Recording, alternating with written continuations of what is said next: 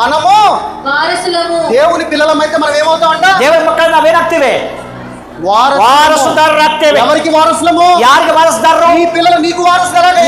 ನಿಮಗೆ ವಾರಸುದಾರರು. దేవుడి పిల్లలు దేవుడికి వారసులు. ದೇವರ ಮಕ್ಕಳು ದೇವರಿಗೆ ವಾರಸುದಾರರು. ఎలాగా?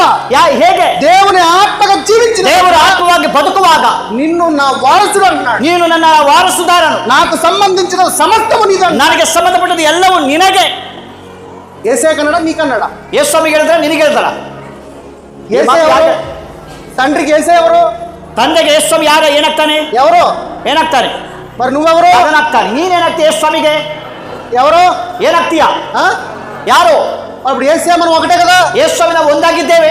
కానీ ಆದರೆ ఇది ఒప్పుకోవాలంటే ಒಪ್ಪಬೇಕೆಂದರೆ నువ్వు ఒప్పుకోలేవు. ಒಪ್ಪಲಿಕ್ಕೆ ಸಾಧ್ಯ ಇಲ್ಲ. ఏసయ్య దేవుడు, ಯೇಸುಸ್ವಾಮಿ ದೇವರು, నేను దేనికి పనికిరాను. ನಾನು ಕೆಲಸಕ್ಕೆ ಬಾರದವನು. ఎస్, ಹೌದು.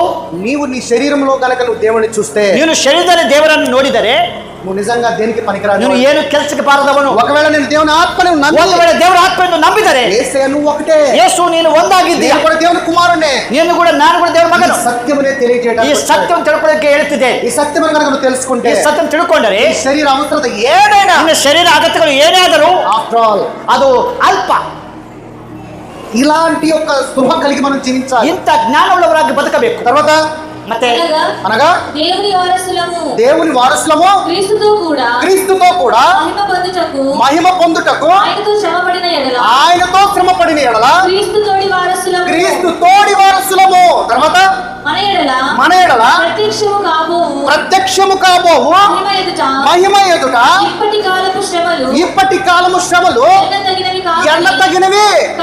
మనం ఎప్పుడైతే ప్రత్యక్షపరచబడతామో, ಯಾವಾಗ ವಿಶೇಷವಾಗಿ ಇಡಪಡ್ತೇವೋ, ఇప్పుడు ఏదైతే మన సమస్యలుగా, బాధలుగా, శోధనలుగా, వేదనలుగా, కష్టాలుగా ఉన్నామో, ಈಗ ನಾವು ಹೇಳ್ತಿದ್ದ ಸಮಸ್ಯೆಗಳು, ವೇದನೆ, ಕಷ್ಟ, ಸಾಲ ಹೇಳ್ತೀವಲ್ಲ, ఇవన్నీ కూడా ఆఫ్టర్ ఆల్ అంటే ಇವೆಲ್ಲವೂ ಆತನಿಗೆ ಅಲ್ಪವಾಗಿದೆ. తర్వాత దేవుని కుమారుల ప్రత్యక్షత కొరకు సృష్టి ఇక్కడ సత్యం చెప్తాను చూడండి. ಒಂದು ಸತ್ಯ ಹೇಳ್ತದೆ ನೋಡಿ ಇಲ್ಲಿ ವಾಕ್ಯ. దేవుని పిల్లల యొక్క మహిమ కొరకు, ದೇವರ ಮಕ್ಕಳ ಮಹಿಮೆಗಾಗಿ ఈ సృష్టి ಸೃಷ್ಟಿ అంటే ఈ భూమి మొత్తము, ಈ ಸೃಷ್ಟಿ ಇಡೀ ಭೂಮಂಡಲ, ಆಕಾಶ ಸಮಸ್ತವು తేరి చూస్తుందంట. ಆತನು ಎದುರು ನೋಡ್ತಾ ಇದೆ, ఈ సృష్టి కాಯ್ತಾ ಇದೆ, చూస్తుందంట. ಈ ಸೃಷ್ಟಿಯೆಲ್ಲ ಕಾಯ್ತಾ ಇದೆ, ಎದುರು ನೋಡ್ತಾ ಇದೆ. ఏమని? ಏನಂತ? ఎప్పుడు ఈ పిల్లల సత్యం తెలుసుకుంటే, ಯಾವಾಗ ಈ ಮಕ್ಕಳ ಸತ್ಯ ತಿಳ್ಕೊಳ್ತಾರೆ. నువ్వు సత్యము తెలుసుకుంటే, ಸತ್ಯ ಗೊತ್ತಾದರೆ ఈ సృష్టికి విడుదల, ಈ ಸೃಷ್ಟಿಗೆ ಬಿಡುಗಡೆ.